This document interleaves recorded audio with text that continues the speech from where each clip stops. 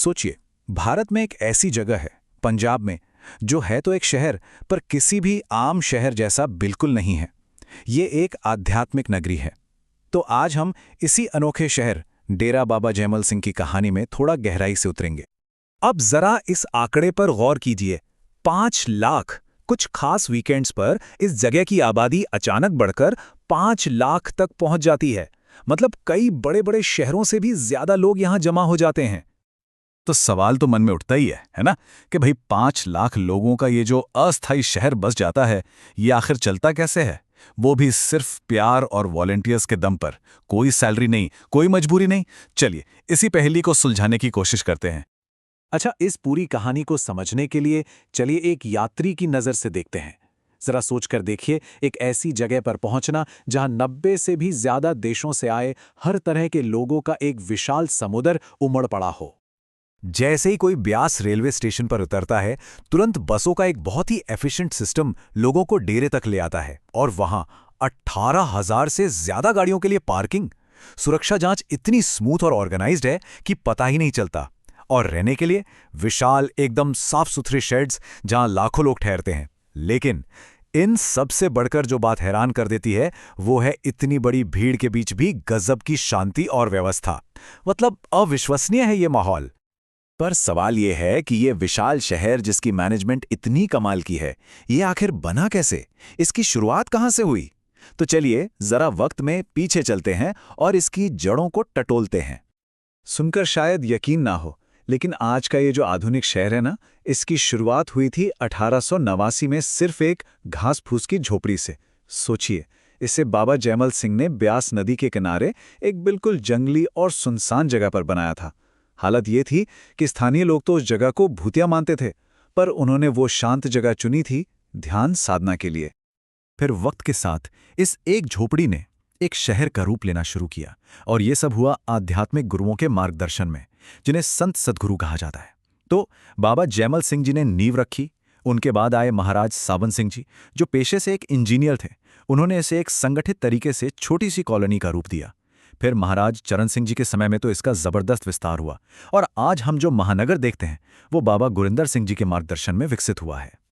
और ये जो विकास हुआ ना, इसकी रफ्तार सच में हैरान कर देने वाली है। देखिए, 1920 के दशक में ये जगह पहले कुएं के आसपास बस कुछ इमारतों का एक छोटा सा क्लस्टर थी। फिर 1954 तक ये एक कॉलोनी बन गई। 70 के दशक आते आते एक कस्बा, और 2014 तक ये एक विशाल इंफ्रास्ट्रक्चर वाला मॉडर्न महानगर बन चुका था। मतलब ये जो ग्रोथ हुई, ये बहुत ही प्लान्ड और बहुत ही तेजी से हुई। ठीक है, शहर तो बन गया, लेकिन इसका असल मकसद क्या है? ये लाखों लोग यहाँ इकट्ठा होते क्यों हैं? ये सब लोग यहाँ एक बहुत ही खास आयोजन के लिए आते हैं, जिसे कहते हैं सत्संग। तो ये सत्संग क्या है? इसका सीधा साधा मतलब है सत्य की संगत। अब ये कोई रस्म या कोई पूजा पाठ नहीं है, बल्कि एक आध्यात्मिक चर्चा है, एक प्रवचन। इसमें संतों की उन यूनिवर्सल टीचिंग्स को समझाया जाता है, जो प्रेम, विनम्रता और सबके लिए निस्वार्थ भाव रखने पर जोर देती हैं। और इस आयोजन के लिए जो मुख्य पंडाल बनाया गया है, वो तो आर्किटेक्चर का एक अजूबा है। सोचिए, एक विशाल चारों तरफ से खुली हुई बिल्डिंग, जहां एक ही छत के नीचे 5 लाख लोग बैठ सकते हैं। और ये भी सुनिश्चित किया जाता है कि संदेश हर किसी तक पहुंचे। इसके लिए बड़ी बड़ी वीडियो स्क्रीन्स लगी हैं, और 8 भाषाओं में लाइव ट्रांसलेशन भी होता है। इसके मकसद को महाराज चरण सिंह जी ने बहुत खूबसूरती से समझाया था। उन्होंने कहा था, सत्संग का मकसद एक ऐसा माहौल बनाना है जिसमें हम अपना ध्यान भजन कर सकें। हम सत्संग में एक दूसरे की ताकत बनने के लिए जाते हैं। इन शब्दों से सत्संग का जो कम्युनिटी वाला और एक दूसरे को सपोर्ट करने वाला मकसद है, वो एकदम साफ हो जाता है। चलिए अब लौटते हैं हमारे उस बड़े सवाल पर। आखिर ये पूरा का पूरा सिस्टम काम कैसे करता है? इसका जवाब सिर्फ एक शब्द में छुपा है, एक ऐसा शब्द जो इस पूरे शहर का इंजन है। और वो शब्द है सेवा, यानी बिना किसी स्वार्थ के सेवा करना। सत्संग में जो आध्यात्मिक प्रेरणा मिलती है ना, उसे असल जिंदगी में उतारने का ये एक प्रैक्टिकल तरीका है। डेरे में हर काम, कंस्ट्रक्शन हो, खाना बनाना हो, सफाई हो, मैनेजमेंट हो, हर एक काम बिना किसी सैलरी के वॉलंटियर्स करते हैं। यही वो असली ताकत है जो इस शहर को चलाती है। और सेवा की भावना का सबसे बड़ा और सबसे जीता जागता उदाहरण है लंगर। डेरे की कम्युनिटी किचन। यहाँ हर किसी को बिना किसी भेदभाव के मुफ्त में सादा शाकाहारी भोजन परोसा जाता है। और ये रसोई कोई छोटी मोटी नहीं है, ये इतनी विशाल है कि एक बार में 3 लाख लोगों को खाना खिला सकती है। 3 लाख! इसका पूरा ऑपरेशन तो दिमाग चकरा देता है। लोग अपनी मर्जी से खाना और पैसा दान करते हैं। फिर हजारों वॉलंटियर्स सब्जियां काटने से लेकर रोटियां बनाने तक का काम करते हैं। खाना पकता है विशाल, बहुत बड़े बड़े कड़ाहों में, और सर्व करने की स्पीड सिर्फ 20 मिनट में एक ही बार में 50,000 लोगों को खाना परोस दिया जाता है। कमाल है।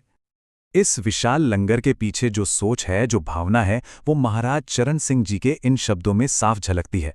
उन्होंने कहा था, हम उनसे क्यों कहें मत आओ, क्योंकि हम तुम्हें खिला नहीं सकते।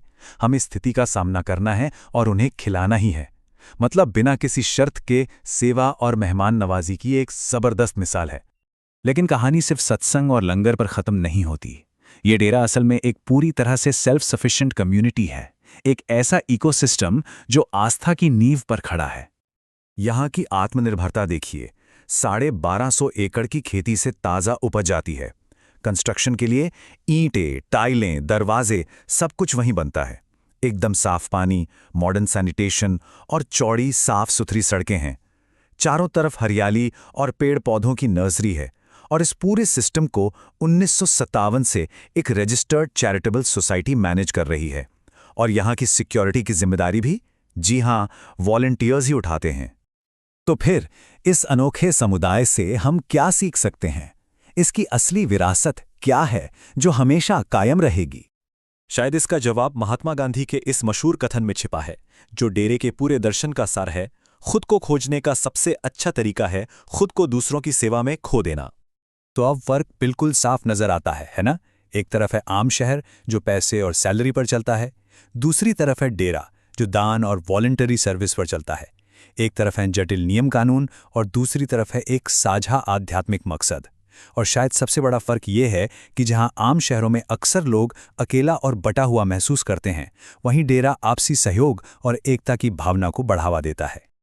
और आखिर में ये एक सवाल हमारे लिए छोड़ जाता है कि आज की इस बंटी हुई दुनिया में एक ऐसे समुदाय से क्या सीखा जा सकता है जो पूरी तरह से 100% निस्वार्थ सेवा की बुनियाद पर खड़ा है।